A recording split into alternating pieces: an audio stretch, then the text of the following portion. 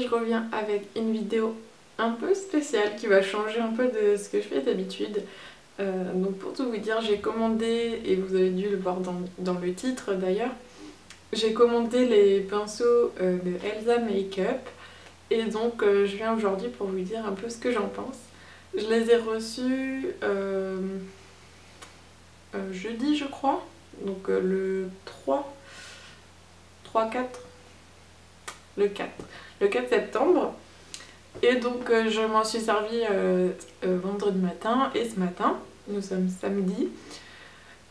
Et donc je vais pouvoir vous dire un peu ce que j'en ai pensé, déjà en 2 utilisations. J'estime qu'on peut quand même déjà commencer à voir un peu, à ressentir si on aime ou pas les pinceaux. Et donc j'ai reçu ma petite pochette Elsa Makeup. Franchement j'étais ravie pour elle quand elle a sorti ses pinceaux.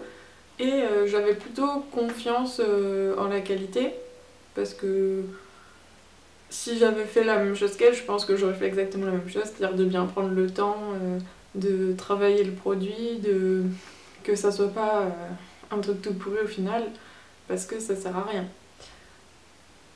Donc je vais vous donner mon avis vraiment sincère sur ce que j'ai pensé. C'est pas parce que c'est une youtubeuse comme moi ou comme d'autres que mon avis va être différent.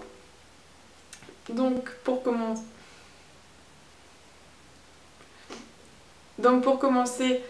on reçoit donc cette jolie pochette en vernis blanc, donc est gravé Elsa Makeup à ce niveau-là, avec un petit cœur.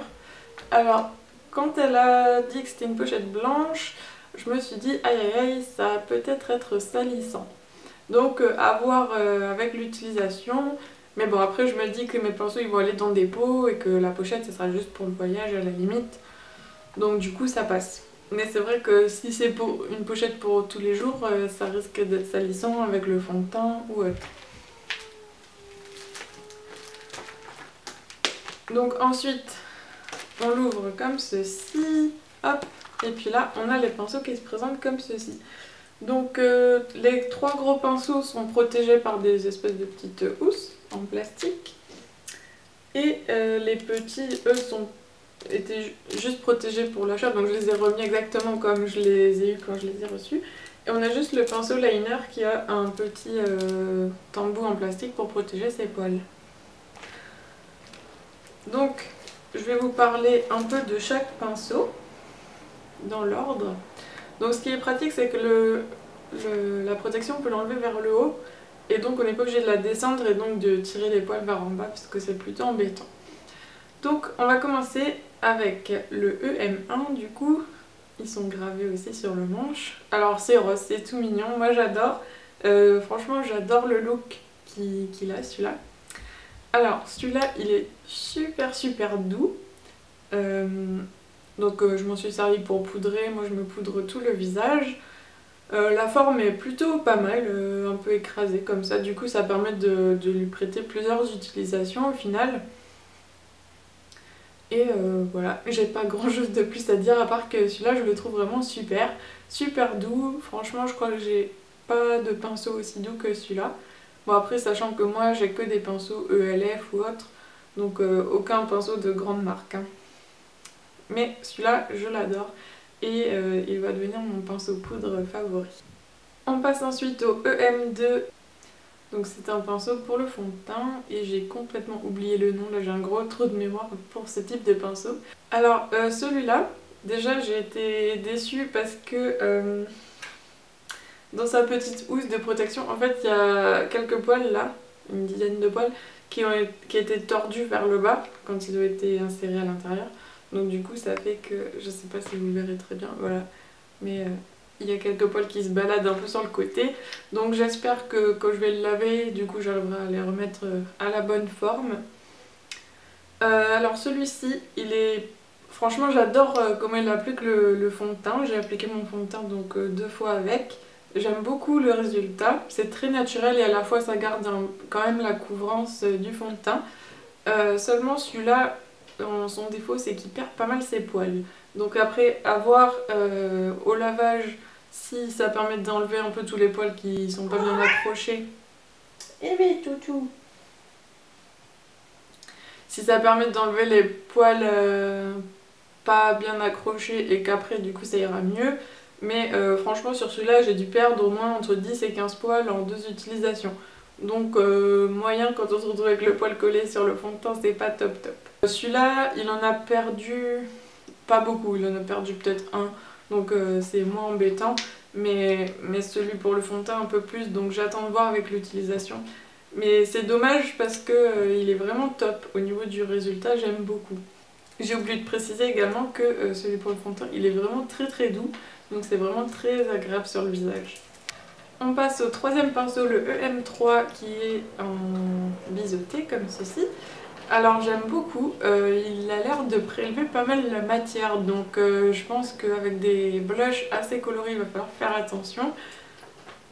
Mais franchement il est vraiment bien, il est tout doux aussi, pas de souci avec ça.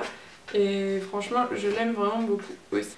Passons maintenant au pinceau pour les yeux. Donc le suivant c'est le EM4, comme ceci. Donc c'est un pinceau estompeur qui fait plutôt pas mal son job, hein, j'ai envie de dire. Voilà, il est très... Non, celui-là il est moins doux que les autres. Justement quand je l'ai utilisé aujourd'hui là pour me maquiller, j'ai trouvé qu'il par moments ça picote un peu. Donc voilà, c'est un peu son défaut. Mais sinon il fait très bien son job. On a ensuite le EM5 qui est un pinceau applicateur de fard. Donc un peu ce qu'il y a de basique, sauf qu'il est un peu plus touffu qu'un pinceau plat, puisque ce n'est pas un pinceau plat. Celui-là je trouve qu'il prélève très bien la matière parce que généralement moi avec les fards clairs j'ai plutôt du mal à avoir un rendu qui me plaît. Parce que comme j'ai la peau claire, il faut que j'en mette quand même un peu une certaine quantité pour que ça puisse se voir. Et celui-là, j'ai pas eu besoin. En appliquant de la même façon que j'appliquais d'habitude, j'ai réussi à avoir plus de matière. Sachant qu'en plus, je les ai utilisés ce matin pour mon maquillage. Avec la Sexy Bar de... Ouais, je crois que c'est ça. De chez Too Faced. Donc sachant que c'est des fards qui sont assez... je trouve qu'ils sont pigmentés, mais quand on les applique, ils peuvent perdre un peu en intensité. Mais avec ces pinceaux, j'ai réussi à bien prélever la matière et donc du coup c'est parfait. Passons au EM6, donc, qui est un pinceau applicateur mais de forme biseautée. Je ne connaissais pas du tout ce type de pinceau, donc franchement j'ai été ravie de pouvoir l'essayer. Et en fait c'est vrai que c'est très pratique pour pouvoir appliquer les fards foncés, parce que justement on a juste à tapoter comme ceci en fait, un peu en diagonale, et du coup ça applique exactement comme il faut. Alors son défaut ça serait peut-être d'être un tout petit peu trop gros à la limite, parce que les fards foncés souvent c'est très précis ce qu'on a envie de faire. Mais quand c'est quelque chose d'un peu diffus vraiment, ça pose pas de problème. Et après il prélève très bien la matière, j'ai pas ressenti de picotement particulier. Donc très contente de ce petit pinceau que je n'avais pas du tout dans ma petite collection. Passons maintenant au pinceau biseauté, donc un classique. Donc ici c'est le EM7. Alors, ce pinceau biseauté, alors les poils m'ont l'air d'être... de bien tenir en tout cas, il a l'air de bien se tenir. Donc à voir après au fil des utilisations. Je m'en suis servi un peu en ras de cils inférieur. Et aussi pour faire mes sourcils, j'ai trouvé qu'il appliquait très bien la matière. Après, j'ai pas plus de choses à dire que ça parce que je l'ai pas testé en liner ou autre. Mais pour ce que j'en ai fait, ça me paraît très correct. Enfin, dernier pinceau de la catégorie, désolée pour le bruit. Donc c'est le pinceau liner qui se présente avec son petit capuchon. Et donc celui-là je ne l'ai pas testé parce que moi j'ai que des liners faits. Donc je sais pas du tout si je vais pouvoir m'en servir. Je vais le garder parce que c'est toujours, ça peut toujours servir évidemment. Mais pour l'instant je peux pas vraiment vous dire ce que j'en pense. Je vais peut-être juste vous dire au niveau des poils. Alors ils sont assez rigides. Enfin pas trop hein, mais ce qu'il faut pour pouvoir faire un trait correct. Après je peux pas tellement vous dire vu que je m'en suis pas servi. Donc voilà. Et j'ai l'impression par contre que les poils ne sont pas droits. Alors je sais pas si c'est... Non c'est pas moi hein. ils sont pas très droits, ils sont un peu... on dirait qu'il est courbé en fait, mais c'est les poils qui sont mal mis. Alors bon, de toute façon, vu que je vais pas beaucoup m'en servir, c'est pas bien grave. Et donc le petit plus de cette pochette, c'est que vous avez un dernier emplacement qui permet de mettre un pinceau de votre choix si vous partez en voyage, donc ça c'est plutôt une bonne idée. Donc au niveau de ce petit kit, qu'est-ce que j'en pense au final? Au final je suis vraiment très ravie de mon achat. J'ai réussi à en avoir une, donc une pochette, donc c'est vrai que je suis vraiment ravie parce que ça s'est vraiment écoulé super vite. Donc j'espère que Elsa va pouvoir en refaire assez rapidement pour toutes celles qui en veulent. Mais en tout cas pour, je crois que c'était 29,90 €, quelque chose comme ça. Pour 29,90 €, je crois que c'est difficile de trouver un set de pinceaux avec une pochette comme ça et d'une aussi bonne qualité quand même, hein.